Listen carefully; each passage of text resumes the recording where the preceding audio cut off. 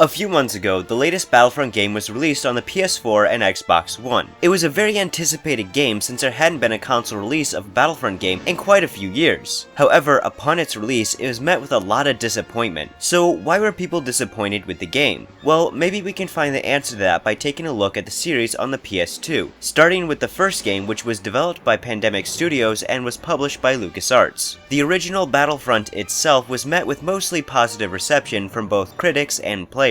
But after all these years, what do I think of the game? Is it good, bad, or just meh? The game's story is found within its campaign mode. Because of this, the story really isn't that important in terms of playing the game. With that being said, the story simply focuses on certain battles that will differ depending on which force you decide to play as. Again, because of what kind of game this is, the story isn't very necessary. But maybe if you're a fan of the Star Wars series, you might get some enjoyment out of it. Star Wars Battlefront is a team-based shooting game. The game is divided up into 3 different modes: Campaign Mode, Galactic Conquest, and Instant Action. Campaign Mode has you fulfilling missions in battles in order to help your side win, and it's an okay mode. Galactic Conquest is a mode in which you choose the force you want to play as, and then try to take over planets until you've taken over all the planets in the galaxy, which is a cool concept that I actually rather enjoy. And lastly, there is Instant Action, in which you choose the map you want to fight on and which side you want to play as. Now, all 3 of the modes have the same controls as well as mechanics. First off, all the forces have different classes who each have different weapons, such as soldiers who use rifles, heavy troopers who use rocket launchers, pilots who use shotguns, snipers who use sniper rifles, and a special class character that is unique for the different forces, like Wookiees for Rebels, Jet Troopers for the Republic, Dark Troopers for the Empire, and Droidekas for the CIS. And of all the special soldiers, the Droidekas are by far the most annoying to deal with and hardest to control. Most of the classes have a primary weapon and a secondary weapon, with the primary weapon often being some kind of gun, while the secondary weapons are often things like grenades or support packs. You can even switch between the primary weapon, as some classes have multiple guns. For the most part, your character controls pretty well, and aiming your weapon is usually rather smooth. However, I wouldn't say I find myself using certain classes very often, like pilot and heavy classes, but the soldier class is pretty great. Battles take place on maps that are based off of locations from the Star Wars films, like Hoth, Naboo, Bespin, and Kamino. Most of the maps, however, are quite large, making navigating them to be a bit of a chore. Scattered throughout the maps, there are bases that can be taken over simply by standing next to them. Bases will supply a lot of support for your side, like being able to respawn at bases, and they also help you conquer areas on the map.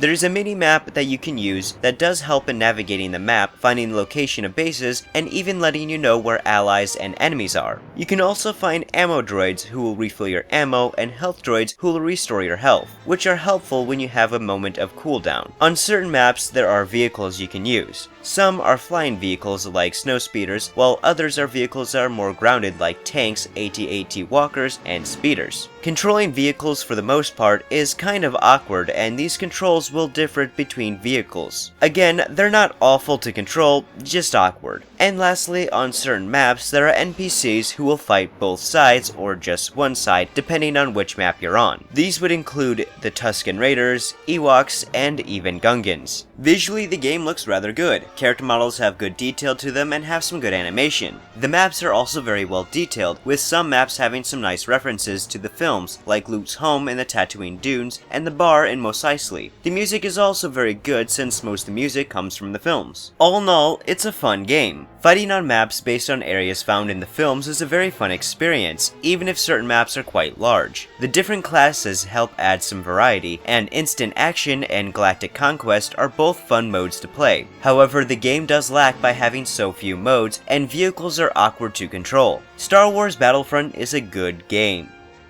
It's a very good game to set up the series, and it's an enjoyable game to play with friends. If you are looking to get in the series, then this isn't a bad start. Well, thank you for watching, and I hope you enjoyed this review and found it to be rather informative. If you'd like to see more reviews, please check out my channel. And please don't forget to subscribe. And if there are any other PS2 games you'd like to see me review in the future, please leave a suggestion down below. Well, I'm MCB the PS2 Gamer, and I'll see you guys next time.